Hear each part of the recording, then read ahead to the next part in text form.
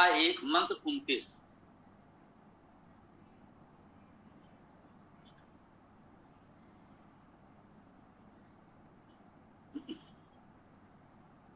ओम प्रतिउष्ठम रक्षा प्रतिउष्टा अरातया निष्टप्तम रक्षो निष्टप्ता अरातया अनिश्चितो असि सपत्नक्षित वाजिनम त्वा वाजयिध्याजै सम्मार्ग्मि प्रतिउष्टम रक्षा प्रतिउष्टा अरातया निष्टप्तम रक्षो निष्टप्ता अरातया अनिश्चिता असि सपत्नक्षित वाजिनीम त्वा वाजयिध्याजै सम्मार्ग्मि।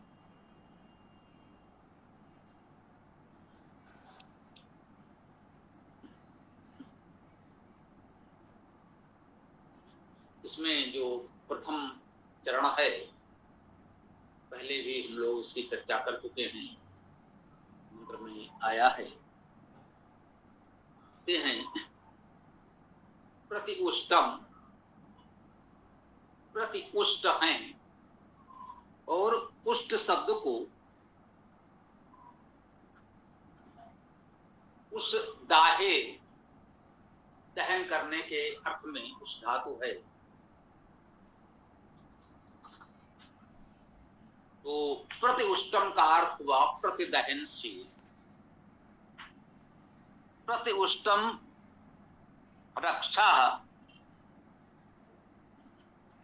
रक्षा रक्ष धातु रक्षा करना, रक्षा का अर्थ है हुआ रक्षा करने वाले। जो रक्षा करने वाले हैं वे प्रतिदहनशील हैं। और प्रतिउष्ठा अरातया, जो अरातया है, अरातया को आ उपसर्ग और रा धातु मानेंगे तो अरातया का अर्थ हो गया अदानी, दान न करने वाले। वे भी प्रतिउष्ठ और प्रतिदहनशील हैं। रक्षक अपने कर्तव्य बोध के कारण, यूं कहें अपने कर्तव्य के प्रति सतत जागरूकता के कारण प्रतिदहनशील हैं, सतत जागरूक हैं। उनको यही ताप है, दाह है कि उनके रक्षण कर्तव्य में कहीं कोई न्यूनता चूक न हो जाए। अत्यंत सजग सतर्क रहकर वो रक्षा का दायित्व निभा रहे हैं। और यही दाह, चिंता, तनाव किसी रूप में आप कह लें, उन पर होता है। और जो अदानी हैं वे प्रतिदहनशील हैं। उनको चिंता रहती है कि जैसे तैसे उन्होंने जो संपदा बटोरी है वे दान करना नहीं चाहते, सदुपयोग करना नहीं चाहते, बटोर कर रखना चाहते हैं। वो कहीं किसी प्रकार से नष्ट न हो जाए, इस चिंता में वे दहनशील हैं। अरातया का एक अर्थ और हम लोगों ने किया था। रे धातु का एक अर्थ हिंसा करना भी है। वैसे तो गत्यर्थक धातु है, रे धातु से ऋत, ऋतु जैसे शब्द बन रहे हैं, परंतु रे धातु का एक अर्थ हिंसा करना भी है। उससे अरातया शब्द पूरा बन सकता है। रे धातु से रेकार होगा। तो इससे अरातया का अर्थ हिंसक भी हो सकता है। अदानी हो या हिंसक हो, दोनों ही अर्थ कह सकते हैं निषेधात्मक ही हैं, दुर्गुण ही हैं। तो जो अदानी हैं, जो हिंसक हैं, वे भी प्रतिदहनशील हैं। उनको तो चिंता रहेगी ही, स्वाभाविक है। निष्टप्तम रक्षो निष्टप्ता अरातया, लगभग वही बात कही गई है, केवल उपसर्ग नया है। उसमें प्रति उष्टम था, इसमें नि उष्टम है। नि का अर्थ भी निश्चित निरंतर, एक उपसर्ग ही है उसको बल देने के लिए। कह सकते हैं कि जो रक्षा रक्षक हैं वो भी निष्टप्त हैं, निरंतर दहनशील हैं। निष्टप्ता अरातया, जो अरात हैं, अराती हैं, अदानी और हिंसक हैं, वे भी प्रतिदहनशील हैं। आगे कहते हैं अनिश्चितो असि, अनिश्चित हो। अनिश्चित शब्द को हम कैसे समझें? आ उपसर्ग और शो तीक्ष्ण करना, निष्विचार करना, मनन करना, ध्यान करना, तो इससे अनिश्चितो शब्द ये पद निष्पन्न हो सकता है। तो इस प्रकार से अनिश्चितों का अर्थ है विचार से परे, अविचारित।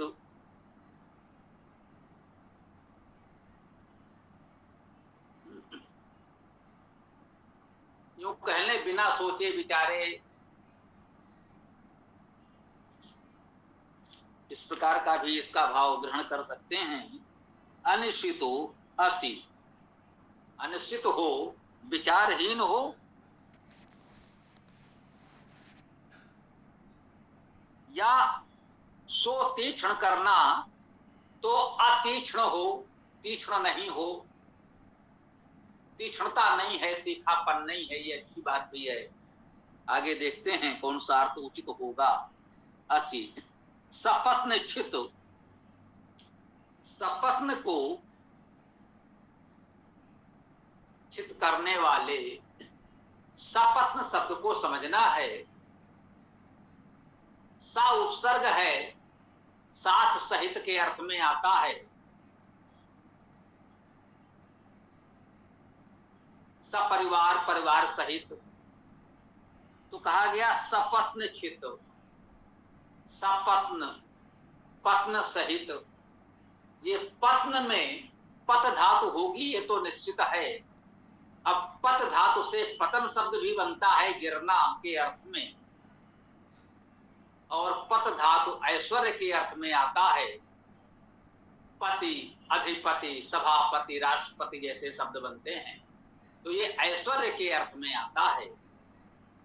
तो सपत्न का अर्थ हो गया साथ ऐश्वर्य वाले, समान ऐश्वर्य वाले, या पतन के साथ पतनशील, ये अर्थ हो सकता है। अब छित जो आया है, तो छी धातु होगी, ये तो निश्चित है ना। छी धातु का अर्थ निवास करना मुख्य रूप से है, गति करना भी है, और छी धातु का अर्थ क्षय भी है, क्षय होना, ये भी हम लोग जानते हैं, ये भी तो इसी छी धातु से बनेगा। तो सपत्न चित शब्द का अर्थ दिया गया है पतन युक्त निवास, ऐश्वर्य युक्त निवास हो, ये शाब्दिक अर्थ हो सकता है। अब हम कौन सा कैसे ग्रहण करें, ये हमारी इच्छा पर है। हाँ, एक बात बता दें, सामान्यता आपको बहुत से वेदार्थ में, वेदार्थ की पुस्तकों में, वेदभाष्यों में सपत्न का अर्थ शत्रु कर देते हैं, तो उसको यही माने भावार्थ है। सपत्न में पतनशील माने, समान ऐश्वर्य वाला, प्रतिद्वंदी माने। जैसे समय शब्द प्रयोग होता है समकक्ष, दो देशों के राष्ट्रपति, दो देशों के प्रधानमंत्री, दो संगठनों के प्रमुख अध्यक्ष आदि मिले, तो कहते हैं समकक्ष से मिले, अपने समकक्ष से मिले। भारत के प्रधानमंत्री, भारत के राष्ट्रपति अमेरिका के राष्ट्रपति से मिले तो अपने समकक्ष पे मिले, ऐसा करते हैं। तो यहाँ ये भाव सपत्न का है, जिनका ऐश्वर्य समान है, हमारे समान स्तर के ऐश्वर्य वाले, शक्तिशाली हैं। छित का अर्थ क्षय करने से ले लें तो उन शत्रुओं का क्षय करने वाले, समान ऐश्वर्य वाले, अर्थात प्रतिद्वंदी का भाव इसमें ग्रहण कर सकते हैं। इसको बहुत से लोगों ने शत्रु कह दिया है, तो प्रतिद्वंदी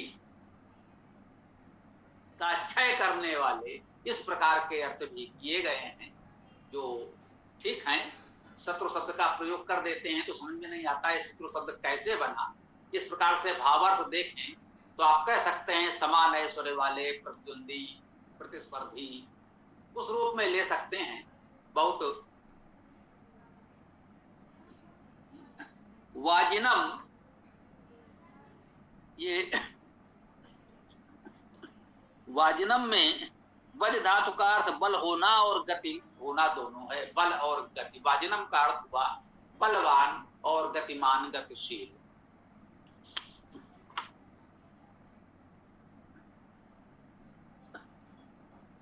अनुशितो असि सपत्नचित वाजिनम त्वा वाज इध्याजय सम्मान।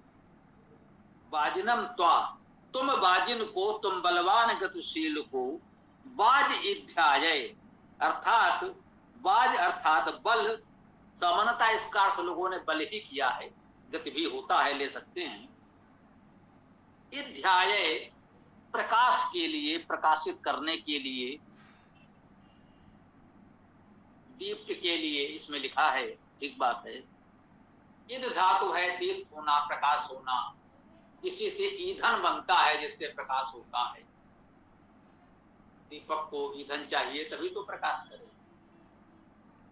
तो इसी इध धातु से, इध इंद्र धातु है, अर्थात इध धातु का प्रयोग ये समझना है, व्याकरण में छोटी सी परंतु महत्वपूर्ण बात है। सो कहते हैं इध धातु।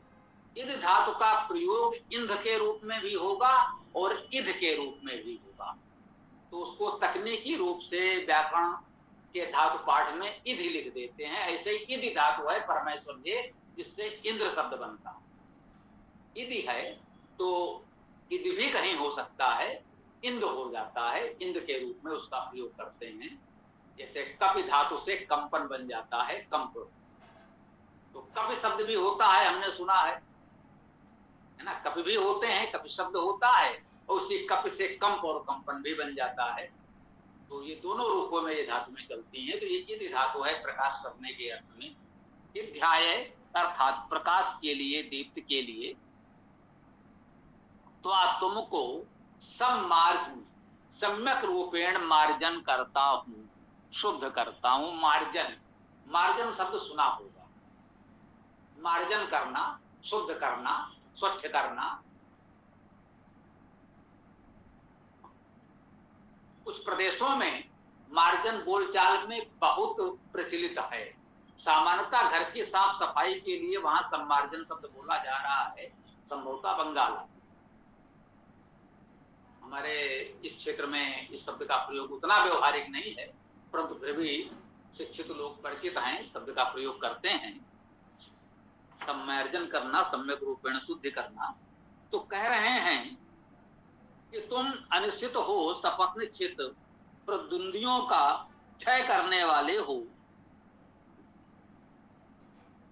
वाजिनम, तुम बलवान गतिशील को, वाज इध्याय, बल को प्रकाशित करने के लिए, बल और प्रगतिशीलता को प्रकाशित करने के लिए सम्यक मार्जन करता हूं, सम्यक शुद्ध करता हूं, परिशोधित करता हूं, सम्मार्जन करता हूं। अब देखिए, प्रथम पंक्ति तृतीय चरण के रूप में पुनः लगभग वही आ रही है। प्रति उष्टम रक्षा, प्रति उष्टा अरातया, निष्टप्तम रक्षो, निष्टप्ता अरातया। वही पंक्ति है, वही अर्थ है, इसमें कोई परिवर्तन नहीं हुआ। तृतीय चरण भी चतुर्थ चरण के रूप में लगभग उसी रूप में आया है, इसमें कुछ परिवर्तन है, ध्यान दीजिएगा। अनिश्चिता, पहले द्वितीय चरण में कहा था अनिश्चितो, इसमें आया अनिश्चिता। अनिश्चितो या अनिश्चिता शब्द आप पुल्लिंग में कह सकते हैं। यहां थोड़ा स्पष्ट करने की आवश्यकता लगी तो बता दें, व्याकरण के दृष्टि से तो ऐसा होगा ही होगा। अनिश्चिता जो लौकिक संस्कृत की सामान्य व्याकरण है, अनिश्चिता पुल्लिंग है, और अनिश्चिता विसर्ग के स्थान पर दीर्घ आ हो गया तो यह स्त्रीलिंग है।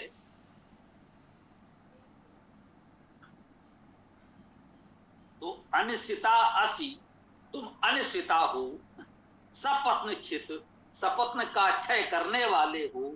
वाजिनीम, वहां वाजिनम था, यहां वाजिनीम हो गया। वाजिनम यह पुल्लिंग था, वाजिनीम ये स्त्रीलिंग हो गया। वाजिन अकार का यहाँ ईकार हो गया, स्त्रीलिंग हो गया, ऐसा कह सकते हैं। तो वाज इध्याय सम्मार्ग, तुमको वाज इध्याय बल प्रगति को प्रकाशित करने के लिए सम्यक मार्जन करता हूं, सम्यक शोधन करता हूं, शुद्ध करता हूं। तो इसको इस रूप में हम ग्रहण कर सकते हैं कि पहले वही बात पुल्लिंग में कही, फिर स्त्रीलिंग में कही। तो चाहे तो व्यापक अर्थों में जो कहें कि समाज के सभी स्त्री पुरुषों के लिए यह बात कह दी गई, पहले वही बात पुरुषों के लिए कही गई और फिर बस इतने से एक वर्ण केवल लिंग परिवर्तन के साथ वही बात पुनरुक्त कर दी गई, अर्थात वही भाव पूरी तरह से, वही सभी गुण कर्म सामर्थ्य नारियों में मानते हुए उनके लिए भी कह दिया गया स्त्रीलिंग में भी कि तुम भी बिल्कुल वही हो जो पुरुष के लिए हमने गुण कर्म वर्णन किए, जो उनके गुण बताए वही स्त्री के भी बताए, नारी के भी बताए, और उससे भी वही कहा कि तुम ये करने वाले हो, मैं तुम्हारा सम्मार्जन करता हूं, परिशोधन करता हूं। दोनों को बिल्कुल समान रूप से कहा गया। आप चाहे समाज के सभी नर नारियों के लिए मान लें या परिवार में मान लें, पति पत्नी के लिए मान लें, भाई बहन के लिए मान लें, पुत्र पुत्री के लिए मान लें, अर्थात इस मंत्र को आप इस रूप में स्मरण कर सकते हैं कि वेद में स्त्री और पुरुष की समानता का ये बहुत बड़ा प्रमाण आपके पास ये मंत्र हो सकता है। एक ही मंत्र में छोटे से केवल लिंग परिवर्तन के साथ उसी मंत्र को पुनरुक्त किया जा रहा है। वही बात पहले पुरुष के लिए कही गई, वही बात उन्हीं शब्दों में स्त्रीलिंग में भी कही गई। तो चाहे परिवार के स्तर पर लें, पुत्र पुत्री, भाई बहन, पति पत्नी, माता पिता, जो भी कह लें, उन सब के लिए या पूरे समाज में सामूहिक रूप से हम सभी पुरुषों सभी नारियों के लिए कहें, नर नारी की समानता का प्रतीक ये बहुत महत्वपूर्ण मंत्र आज हम लोगों ने चर्चा की। और इसके साथ ही अब हम अपने इस मंत्र चर्चा को विराम दें।